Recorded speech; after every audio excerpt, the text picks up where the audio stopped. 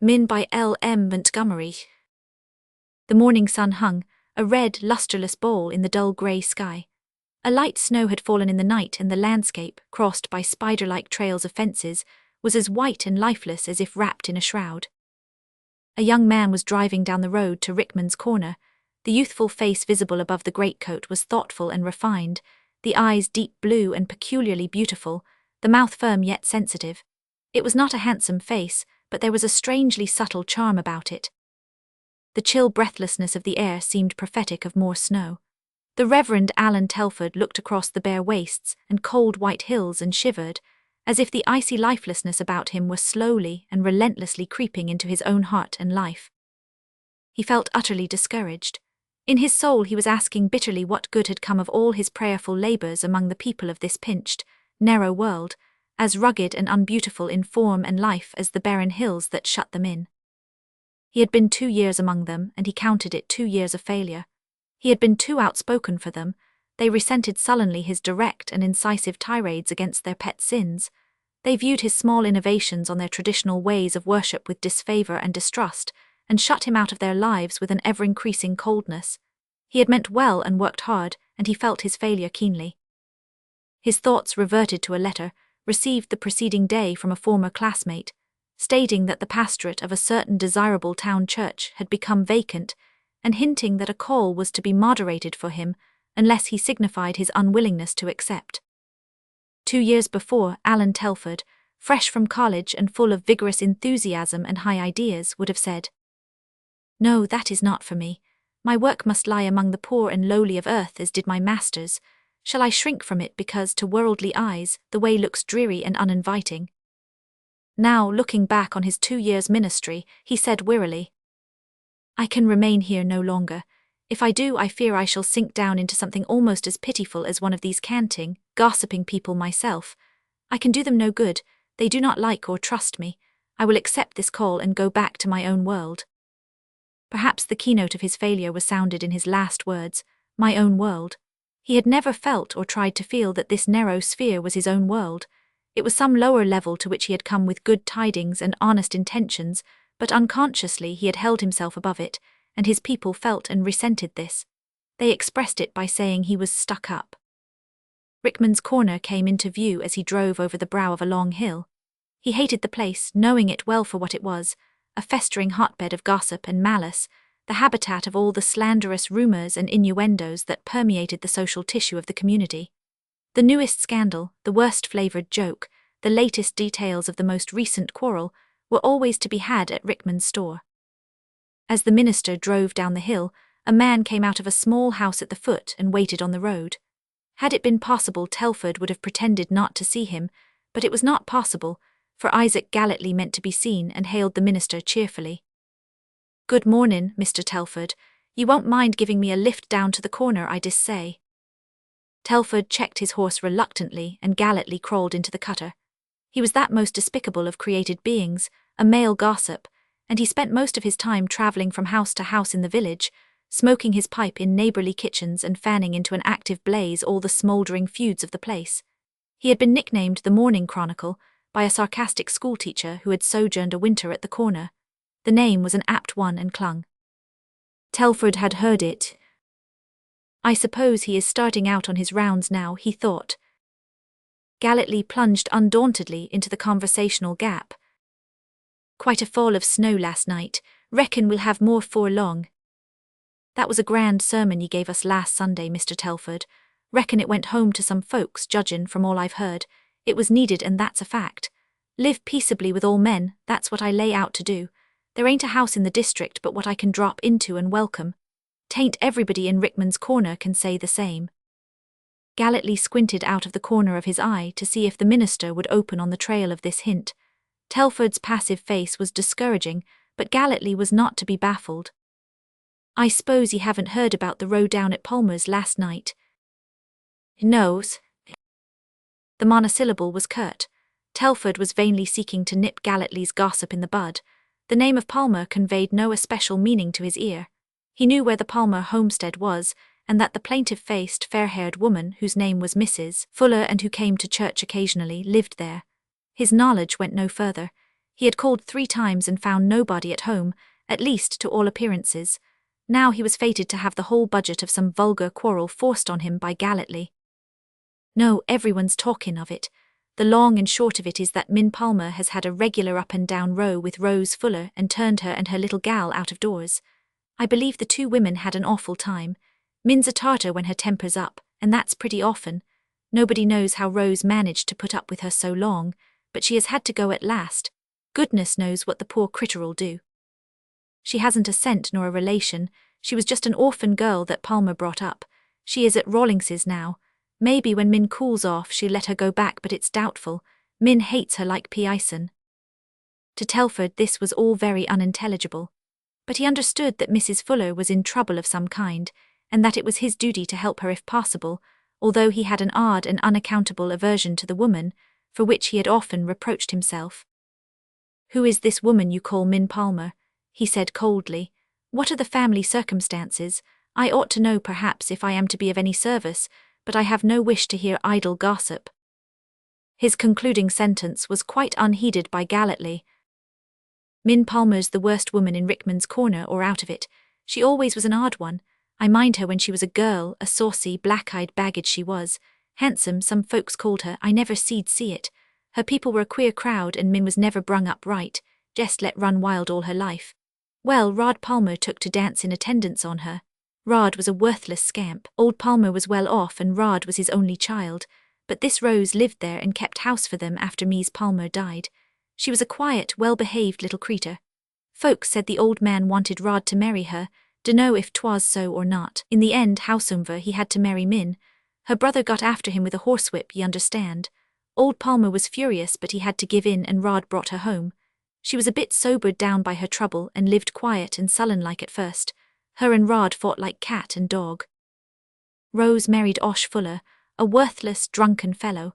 He died in a year or so and left Rose and her baby without a roof over their heads. Then old Palmer went and brought her home. He set great store by Rose and he seedn't bear Min. Min had to be civil to Rose as long as old Palmer lived.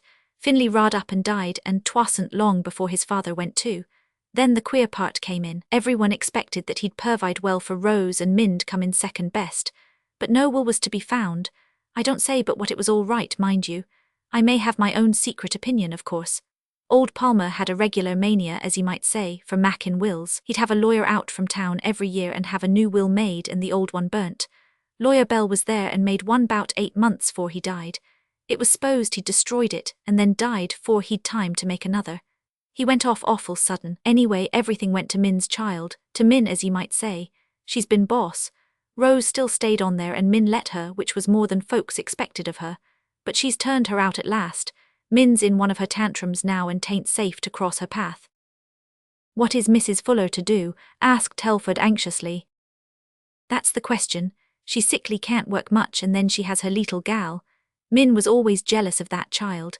It's a real purty, smart leetle creetur and old Palmer made a lot of it. Min's own is an awful looking thing, a cripple from the time 'twas born. There's no doubt 'twas a judgment on her. As for Rose, no doubt the God of the widow and fatherless will provide for her." In spite of his disgust, Telford could not repress a smile at the tone, half whine, half snuffle, with which Gallatly ended up. "I think I had better call and see this Mrs. Palmer," he said slowly. "'Twould be no earthly use, Mr. Telford. Min'd slam the door in your face if she did nothing worse. She hates ministers and everything that's good. She hasn't darkened a church door for years. She never had any religious tendency to begin with, and when there was such a scandal about her, old Mr. Dinwoodie, our pastor then, a godly man, Mr. Telford, he didn't hold no truck with evildoers. He went right to her to reprove and rebuke her for her sins. Min, she flew at him. She vowed then she'd never go to church again, and she never has. People hereabouts has talked to her and tried to do her good, but it ain't no use. Why, I've heard that woman say there was no God. It's a fact, Mr. Telford, I have. Some of our ministers has tried to visit her. They didn't try it more than once. The last one, he was about your heft, he got a scare, I tell you. Min just caught him by the shoulder and shook him like a rat.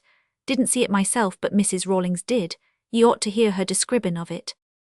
Gallatly chuckled over the recollection, his wicked little eyes glistening with delight.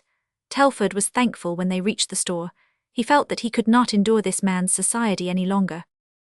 Nevertheless, he felt strangely interested. This Min Palmer must at least be different from the rest of the Cornerites, if only in the greater force of her wickedness.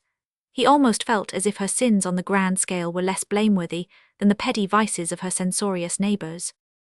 Galletly eagerly joined the group of loungers on the dirty, wet platform, and Telford passed into the store. A couple of slatternly women were talking to Mrs. Rickman about the Palmer Row. Telford made his small purchases hastily.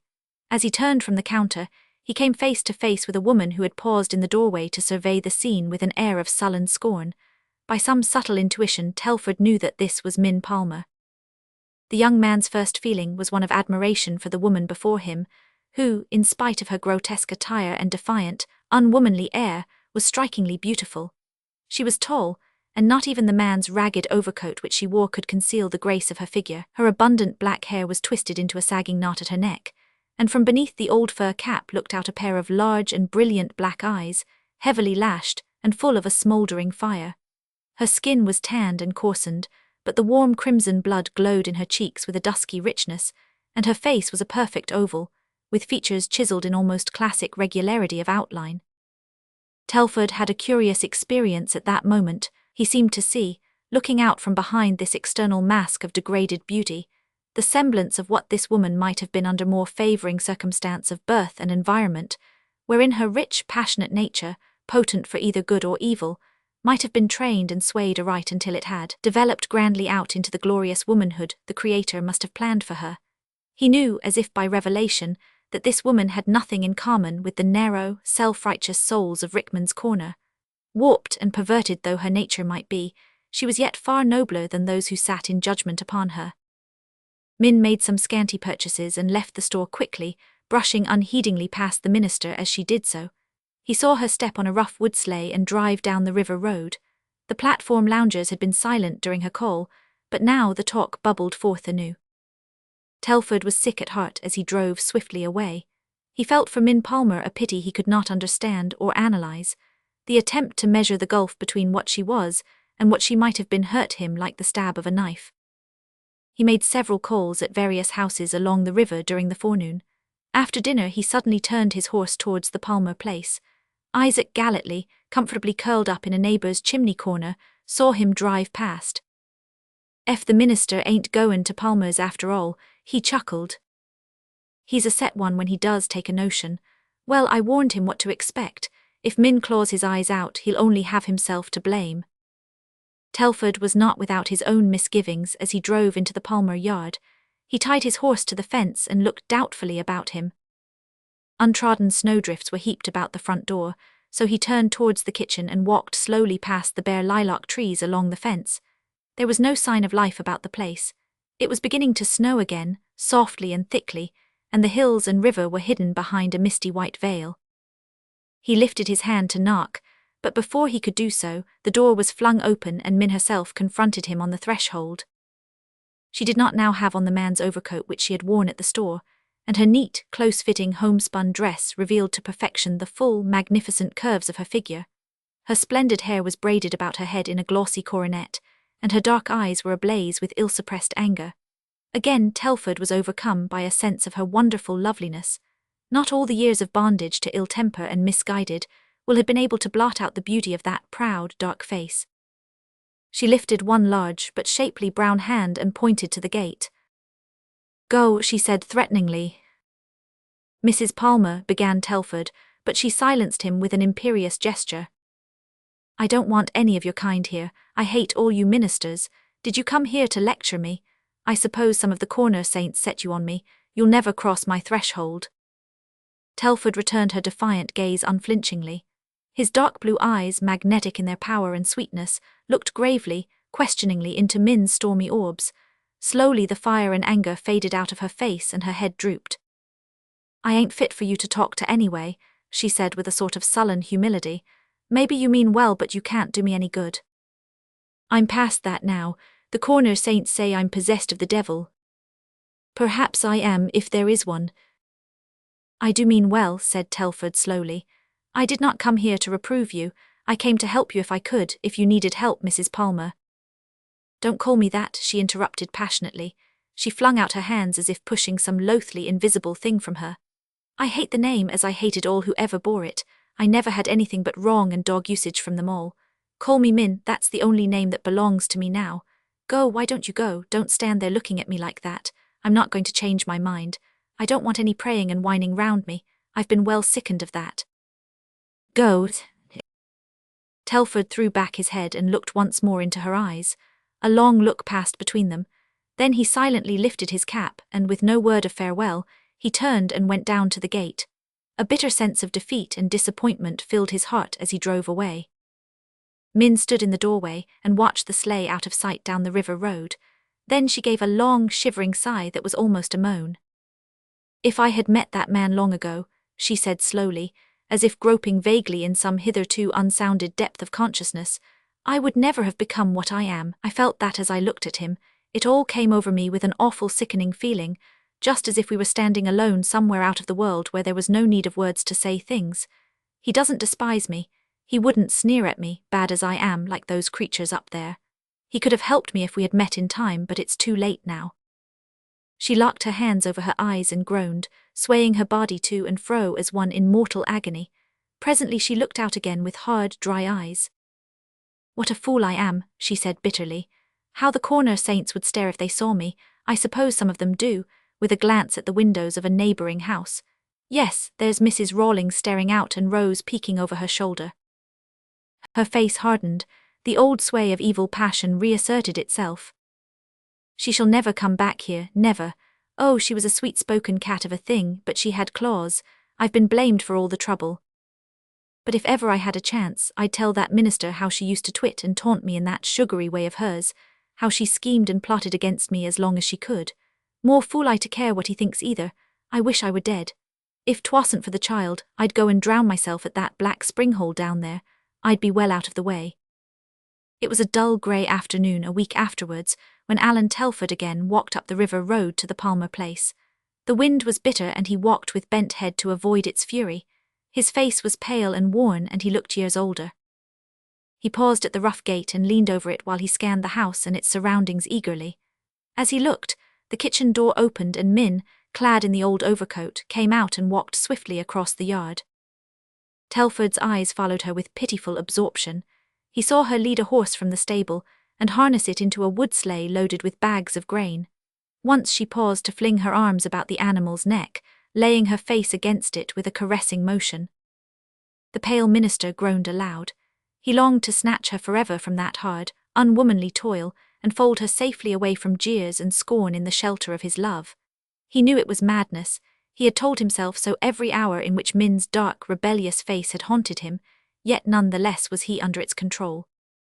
Min led the horse across the yard and left it standing before the kitchen door. She had not seen the bowed figure at the gate. When she reappeared, he saw her dark eyes and the rose-red lustre of her face gleam out from under the old crimson shawl wrapped about her head. As she caught the horse by the bridle, the kitchen door swung heavily to with a sharp, sudden bang. The horse, a great, powerful, nervous brute, started wildly and then reared in terror. The ice underfoot was glib and treacherous. Min lost her foothold and fell directly under the horse's hoofs as they came heavily down. The animal, freed from her detaining hand, sprang forward, dragging the laden sleigh over the prostrate woman. It had all passed in a moment. The moveless figure lay where it had fallen, one outstretched hand still grasping the whip. Telford sprang over the gate and rushed up the slope like a madman. He flung himself on his knees beside her. Min, he called wildly. There was no answer. He lifted her in his arms and staggered into the house with his burden, his heart stilling with a horrible fear as he laid her gently down on the old lounge in one corner of the kitchen. The room was a large one, and everything was neat and clean. The fire burned brightly, and a few green plants were in blossom by the south window. Beside them sat a child of about 7 years who turned a startled face at Telford's reckless entrance. The boy had Min's dark eyes and perfectly chiselled features, refined by suffering into cameo-like delicacy, and the silken hair fell in soft, waving masses about the spiritual little face. By his side nestled a tiny dog, with satin ears and paws fringed as with ravelled silk. Telford paid heed to nothing, not even the frightened child. He was as one distraught. Min, he wailed again, striving tremblingly to feel her pulse, while cold drops came out on his forehead. Min's face was as pallid as marble, save for one heavy bruise across the cheek and a cruel cut at the edge of the dark hair, from which the blood trickled down on the pillow.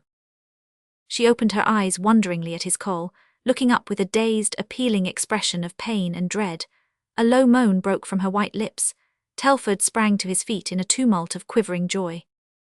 "Min dear," he said gently, "you have been hurt, not seriously, I hope.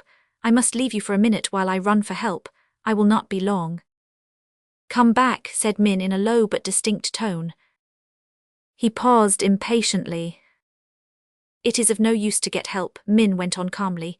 "I'm dying, I know it, oh my God." She pressed her hand to her side and writhed. Telford turned desperately to the door. Min raised her arm. "Come here," she said resolutely. He obeyed mutely. She looked up at him with bright, unquailing eyes. "Don't you go one step. Don't leave me here to die alone. I'm past help and I've something to say to you. I must say it and I haven't much time." Telford hardly heeded her in his misery. "Min, let me go for help. Let me do something," he implored. "You must not die, you must not." Min had fallen back, gasping on the blood-stained pillow. He knelt beside her and put his arm about the poor, crushed body. "I must hurry," she said faintly. "I can't die with it on my mind." "Rose, it's all hers all. There was a will, he made it, old Grant Palmer. He always hated me. I found it before he died and read it. He left everything to her, not a cent to me nor his son's child. We were to starve, beg.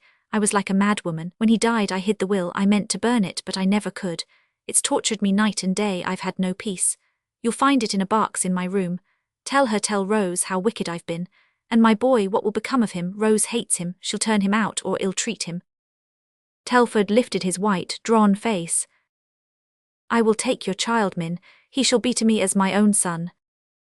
An expression of unspeakable relief came into the dying woman's face. "It is good of you. I can die in peace now. I'm glad to die to get clear of it all. I'm tired of living so. Perhaps I'll have a chance somewhere else. I've never had any here." The dark eyes drooped closed. Telford moaned shudderingly. Once again Min opened her eyes and looked straight into his. "If I had met you long ago you would have loved me, and I would have been a good woman. It is well for us, for you, that I am dying. Your path will be clear, you will be good and successful, but you will always remember me." Telford bent and pressed his lips to Min's pain-blanched mouth. "Do you think we will ever meet again?" she said faintly. "Out there it's so dark. God can never forgive me. I've been so wicked." "Min, the all-loving Father is more merciful than man. He will forgive you if you ask him, and you will wait for me till I come. I will stay here and do my duty. I will try hard." His voice broke. Min's great black eyes beamed out on him with passionate tenderness. The strong, deep, erring nature yielded at last. An exceeding bitter cry rose to her lips.